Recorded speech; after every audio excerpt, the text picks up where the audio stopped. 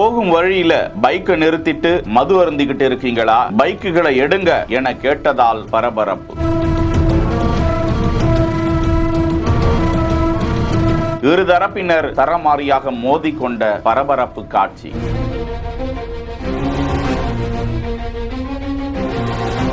இளைஞர்களை சுற்றி வளைத்து கைது செய்த போலீஸ்.